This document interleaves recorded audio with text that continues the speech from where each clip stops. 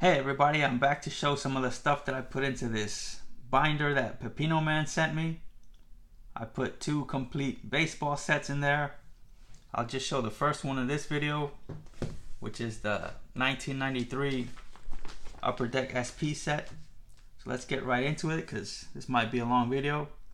And the cards are in numerical order, but something that I kind of didn't like about the way Upper Deck put this set together is the first few pages just kind of mix stars like this, and then after the first few pages the rest of the set is in alphabetical order by team. So not sure why they didn't just put the whole set in that order. It just looks kind of odd having these first few pages of mixed players and then the set goes into alphabetical order, but not a big deal, just a little nitpick type thing.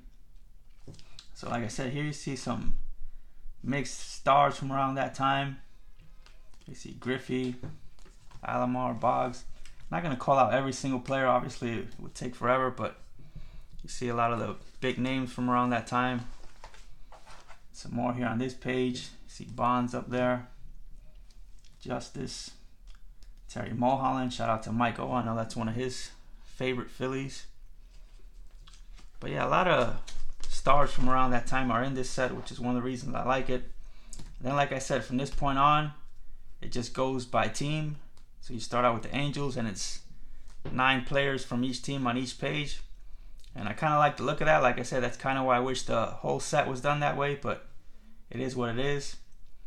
But here see some of the players from the Angels around that time. They always had some pretty good players around that time. Couldn't quite put it together though. Not until all the way in 2002 when they won the World Series. You see Tim Salmon, who was a good hitter around that time. Chuck Finley was a pretty decent lefty. Next, you see the Astros, who at this point were still a National League team. Some people have already kind of forgotten that they were a National League team. Forget exactly which year they made the change to the American League. But there you see they had some pretty good hitters around that time. Bagwell, Biggio, Caminiti. Luis Gonzalez eventually became a good hitter. Steve Finley too. It's always interesting to see who some of the players were on each team. You see the Oakland A's, Ricky Henderson, who was an Oakland A like 3 or 4 different times. They still had Eckersley around that time. Ruben Sierra, who I think the Yankees eventually got from the A's. Todd Van Poppel, who I remember was a big rookie around that time that never panned out. Here you see the Toronto Blue Jays, who were the champions that year. So obviously had some good players. No Joe Carter, which is kind of odd. Or actually he might have been one of the, yeah, he's one of the players on the first page. So see, that's kind of why I wish they would have just put all the players on one page rather than make you have to go back to the first page. But again, there you see some of the Blue Jays around that time. Paul Molitor, Hall of Famer. Here you got the Atlanta Braves, who were always good during the 90s. There you see the big 3, Glavine, Maddox, Smoltz. Wish they would have put them together. And you got Steve Avery, who was kind of supposed to be a big part of that rotation too, but never quite lived up to the hype. You got Fred McGriff. Now you got the Milwaukee Brewers. Like I said, the Astros were a National League team back then. A lot of people have forgotten that the Brewers were actually an American League team. I remember seeing them a lot back then. You got Jamie Navarro, Puerto Rican. Greg Vaughn, who became a really good power hitter. Robin Yount was still around. Here you got the St. Louis Cardinals. Ozzie Smith was still around. Ray Langford was a pretty good hitter. You got Rene Arocha, who was actually one of the first people to defect from Cuba and sign with a big league team. He was in that documentary that ESPN did on Orlando Hernandez and Livan Hernandez. Bernard Gilkey, I remember he was a Met for a few years, pretty good Met. You got Lee Smith. You got the Chicago Cubs. Doesn't look like they had much around that time. Sammy Sosa still hadn't become the superstar that he eventually became. Mark Grace was a solid player.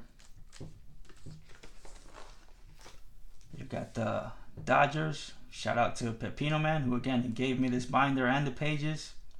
So he allowed me to put all this stuff in here. Looks like they had a pretty good squad. I was always surprised that they didn't do better around that time. Always had some pretty good players. You got Brett Butler, Speed are at the top of the lineup. You got some power hitters like Caros, Piazza, Eric Davis, Strawberry, Mondesi. A lot of good players. Oral Hershiser. Ramon Martinez, who was more well known at that time than Pedro Martinez. Here you got the Expos. They were really good around that time, but pretty much everybody on this page ended up getting traded over the next few years. Here you see Larry Walker. Looks like he's colliding with Moises Alou there. And there is Moises Alou. Will Cordero, Puerto Rican. You see Denny Martinez. Not sure who that is. Leaning on him right there. John Wetland, who ended up getting traded to the Yankees. 96 World Series MVP with the Yankees. Here you got the San Francisco Giants. Rod Beck. I remember he was like an old school, intimidating type closer. Definitely remember him. Will Clark. Royce Clayton played for a bunch of different teams. Pretty good shortstop. Matt Williams. You got the Cleveland Indians. They had a monster lineup during the 90s. Got a couple Puerto Ricans there. Alomar, Baerga. You got Bell, Lofton. Even Paul Sorrento could hit 15 to 20 home runs. You don't even see Manny Ramirez here. He's in towards the back section with the rookies. You got the Seattle Mariners. Who these guys I ended up hating a few years later because a lot of these guys were on that 95 team that eliminated the Yankees. You see Randy Johnson, Edgar, Tino, who ended up being a Yankee. Vizquel, he wasn't on the 95 team. He had moved on to Cleveland by then. Buhner. Here you got the Marlins, who I think that was their first year. So I don't think they had any really significant players. Jeff Conine was a good player. Won 2 championships with them, 97 and 03. Benito Santiago, Puerto Rican. For some reason, I just feel a need to point out the Puerto Rican players. Here are the New York Mets. I remember seeing a lot of these guys. Bobby Bonilla, who they're still paying. Vince Coleman was a pretty good outfielder. I think Gooden was suspended for a couple of those years. Jeremy Burnett, who was a prospect for them, then got traded, and they reacquired him years later. Howard Johnson was still around.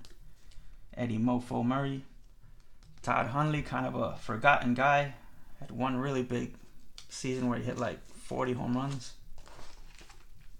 You got the Baltimore Orioles. Can't really remember if they were really good around that time. They had the Moose. Ben McDonald, who I don't think ever lived up to the hype. Brady Anderson, I remember he had like one really big season. You got the San Diego Padres. Well, I actually liked the Padres in the 90s, mainly because of this guy, Tony Gwynn. Well, there you see wearing a Sanders jersey. I forget what the guy's first name was, but that was during a spring training game where Gwynn forgot his jersey, so he wore a teammate's jersey. That was always an interesting card back then. You see Trevor Hoffman. You got the Philadelphia Phillies. They had a good squad around that time. The year they went to the World Series. Mariano Duncan, who was on the Yankees 96 World Series team. You got Schilling. Wild Thing, Mitch Williams. You got the Pittsburgh Pirates. Can't remember if they were any good. I think they were pretty good in the early 90s. Jeff King was a decent hitter. Jay Bell was on the 01 Diamondbacks team that beat the Yankees. Orlando Merced, Puerto Rican. You got the Texas Rangers.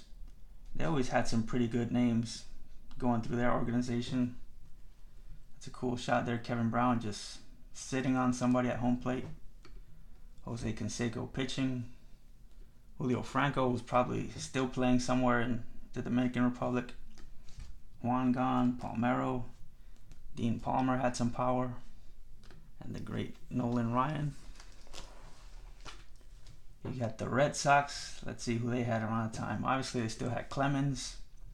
That's a nice Andre Dawson. I remember always liking that card as a kid. Mike Greenwell was a pretty good player. There you see a young Mo Vaughn, looking kind of trim there. You got the Cincinnati Reds, who were a few years removed from a world championship around that time. Roberto Kelly, who went over there in the Paul O'Neill trade with the Yankees. Kevin Mitchell was a solid player. Not really remembered as a great player, but I think he's one of those guys you put in the really good category. Played for a bunch of teams. Nice Bip Roberts there. You got the Colorado Rockies. Right away I noticed Joe Girardi, 3-time champion as a player with the Yankees, 1 time as a manager. You got Bichette, Galarraga, they had some good hitters. Eric Young, Charlie Hayes, another former Yankee. Then they acquired Larry Walker around that time too. You got the Kansas City Royals. George Brett was still around towards the end of his career. You got Cone. Felix Jose, I think, was a Yankee briefly once. Brian McRae, he was a pretty good Met in the 90s. Remember liking him. You got the Detroit Tigers. I remember them always having really good offense. You see Rob Deere, Cecil Fielder, Fryman. Tony Phillips was a pretty good hitter. Tettleton, Trammell. A lot of these guys had power. You see a young David Wells, Lou Whitaker. You got the Minnesota Twins, Chuck Knobloch, 3-time champion with the Yankees. You see Brian Harper with the old school brick phone. Pedro Munoz, Puerto Rican. Dave Winfield, towards the end of his career. You got the White Sox, almost done here. And you got Frank Thomas with that classic swing, classic batting stance. Really love that one. Tim Raines, 1 championship with the Yankees, 96, 98, and I think 99. Lance Johnson, he was another outfielder with the Mets that I really liked in the 90s. Nice Bo Jackson there. And last team here is the Yankees. I remember a lot of these guys. This was around the time where I really started watching them a lot. Jim Abbott, I think nobody has any bad things to say about Jim Abbott. Such a great story. Jimmy Key, Donnie Baseball, Paul O'Neill.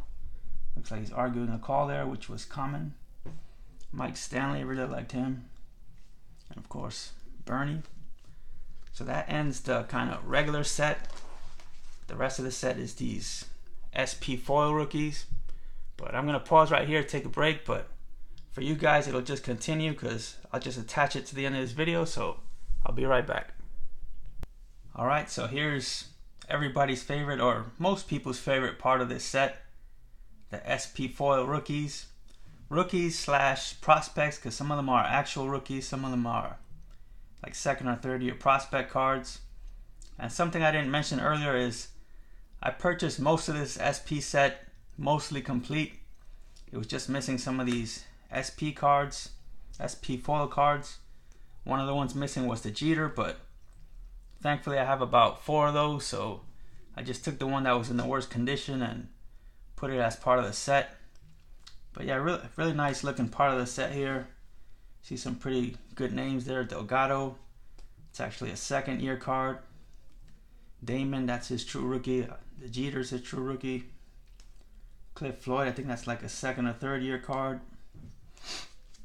Roger Cedeno was a pretty good outfielder.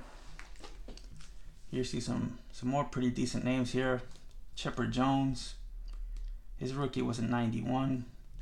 Javi Lopez, his rookie was also in 91. Nice Manny there, that's his 2nd year card. And obviously when you put together any set, you're going to have some of these names that nobody really remembers. Guys like Todd Steverson, but they're part of the set, so you got to put them in there.